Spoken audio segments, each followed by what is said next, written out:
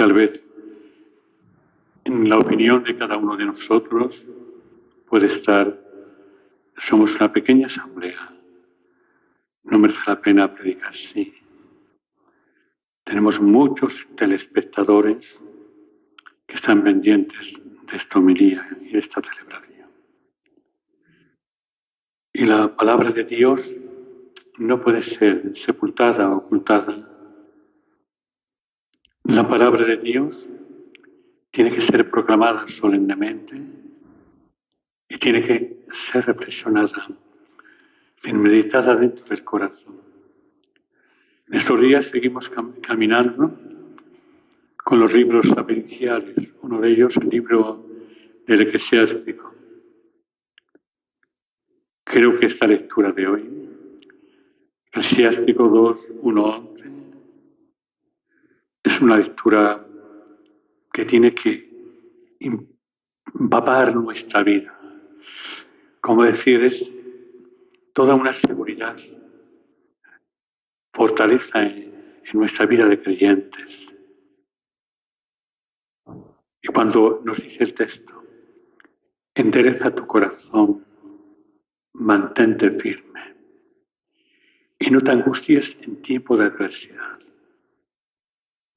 Con estas palabras sintetizamos, damos plenitud a toda la realidad. Enderezar el corazón, mantenerse firme, es tener a Cristo como centro de mi vida y estar firme siempre en su presencia.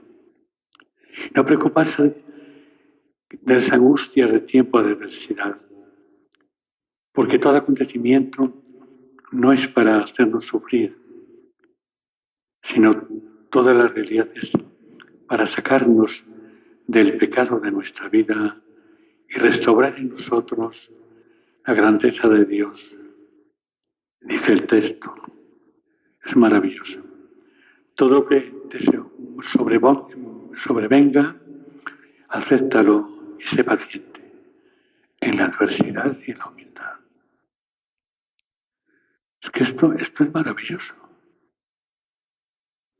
Cuando muchas veces en la vida nos enfadamos y damos puñetazos tal vez y le decimos, Señor, basta ya, ¿por qué a mí esto? Y entonces nos dice el texto sagrado, el oro se prueba en el fuego. Y dice, confía en Él y Él te ayudará. Endereza tus caminos y espera en Él. Y así va enumerando infinidad de cosas. Todo es como todo un brindis a asumir nuestra vida con una paz interior tremenda y comprender que nuestra vida cristiana es ardua, es decir, es fuerte, es de prueba, es de caminar por la senda de la incertidumbre a veces. Porque claro, la gente cree que la vida cristiana es rezar y esto y tal y todo. La vida cristiana es dura en nuestra vida. Nos compromete mucho. Por eso el autor sagrado nos dice, permanece firme en la justicia y en el temor de Dios. Y además dice, al final, los que teméis al Señor esperad bienes, gozo eterno y misericordia. Y va enumerando, ¿quién confió en el Señor y quedó defraudado? ¿Quién perseveró en su temor y fue abandonado? ¿Quién lo invocó y fue desatendido? Y dice, como broche final, el Señor es compasivo y misericordioso. Perdona los pecados y salva en tiempo de desgracia y protege a aquellos que lo buscan sinceramente.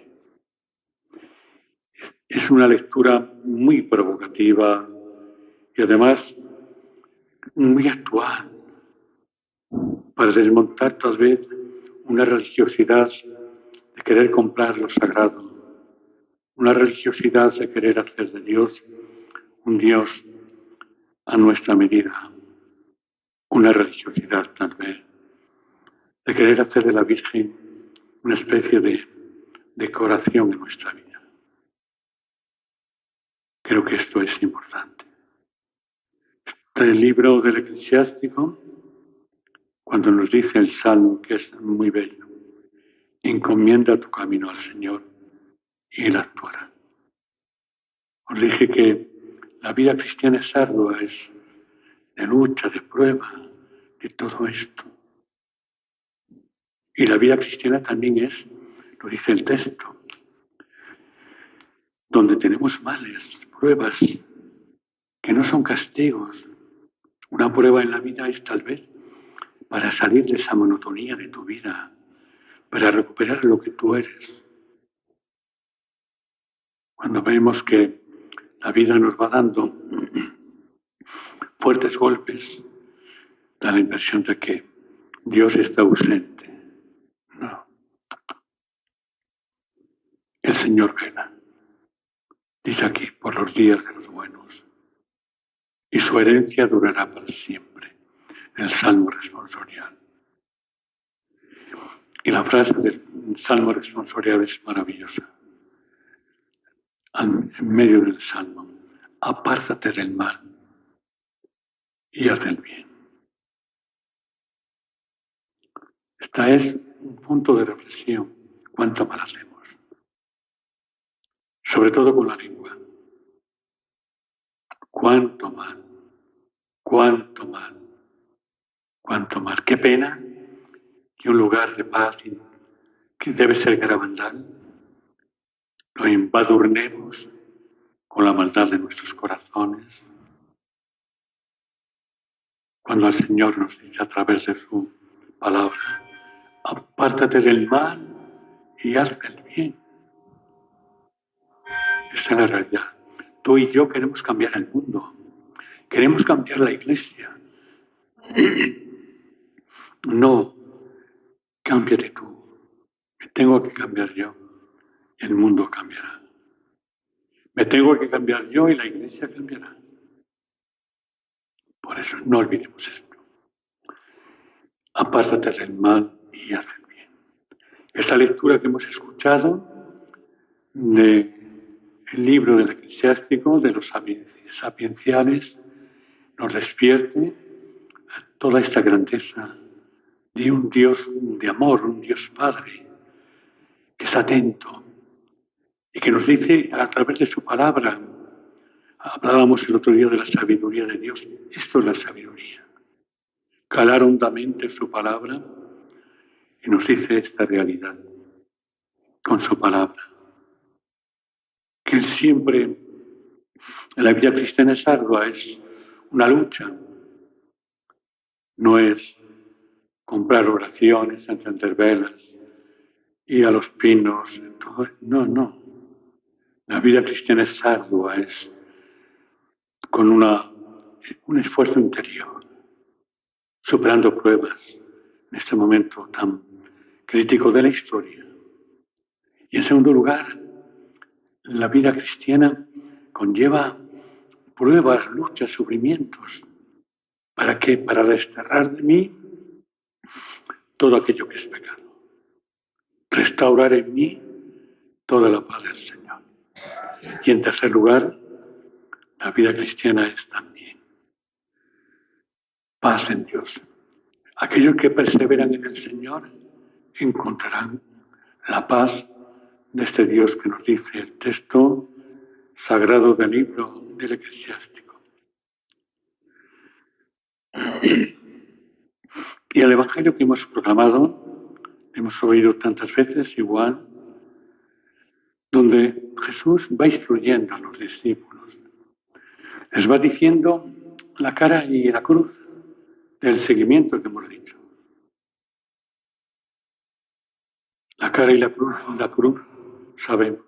Una historia de amor, hace 2000 años, esta es la cruz. Y la otra cara es Cristo murió y resucitó.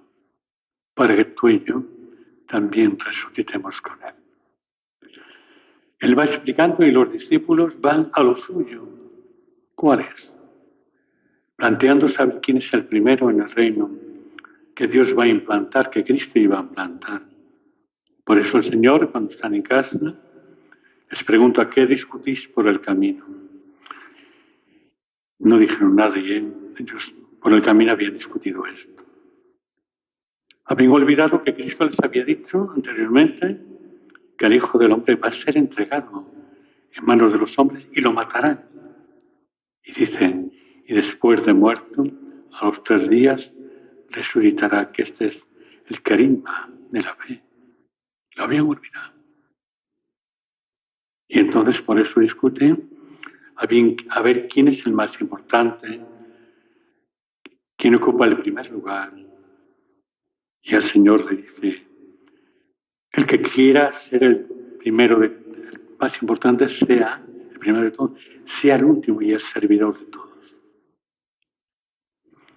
Está ahora un planteamiento que tenemos en este momento en la Iglesia, los cardenales convocados entre sí, como las prebendas, saber quién es. Te voto para que hagas esto. Entonces, así, tipo mercantil político. Y han olvidado que el más importante no es este cardenal, ni el otro para papa. Es el que tiene que ser el servidor de todos. Y el último. Por eso el Señor presenta a un niño y le abraza y dice: el que abraza a un niño como este, ese será el más importante.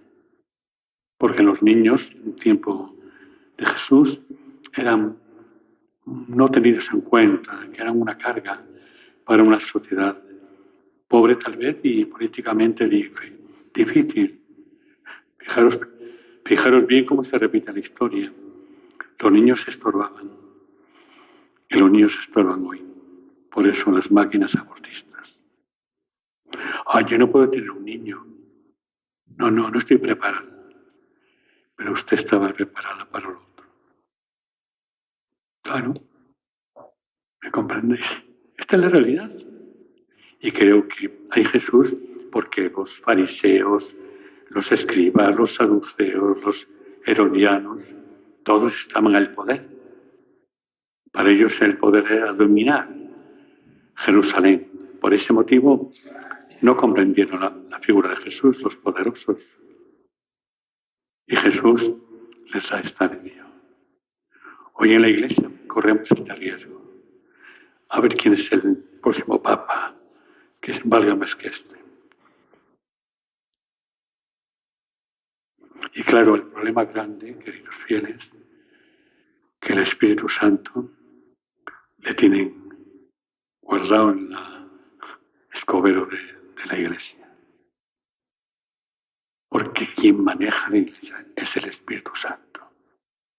Y si al Espíritu Santo le negamos toda su fuerza y su actuación, estamos adulterando la Iglesia. Esto es así. La Iglesia comienza con la luz y la fuerza del Espíritu Santo. 12 hombres ponen en movimiento una Iglesia que ha llegado hasta ahora, con tantas dificultades, con pecados históricos, ¿no? Pero ha llegado hasta ahora. Y no podemos hacer una Iglesia sin Espíritu, queridos fieles. María, templo del Espíritu Santo. No podemos orar a la Virgen y querer hacer una Iglesia sin Espíritu, solamente con las fuerzas humanas de la maldad, de criterios humanos. Y eso es totalmente nefasto. Pues pidamos hoy también al Señor, en primer lugar, que comprendamos que nuestra vida cristiana es ardua, es decir, tiene lucha, tiene pruebas, como el oro en el crisol. Y en segundo lugar, que todos los dolores, los sufrimientos, las contrariedades de la vida nos hacen sacar de nosotros el pecado, los pecados, y ponernos en el conocimiento de Dios, en el amor de Dios. Y en tercer lugar, que cuando Cuando el hombre persevera en ese Dios, realmente se salva. Y nos va hablando el texto muy bello de este libro del Eclesiástico. Y en segundo lugar le pedimos por esta iglesia, que atraviesa un momento difícil. ¿Por qué?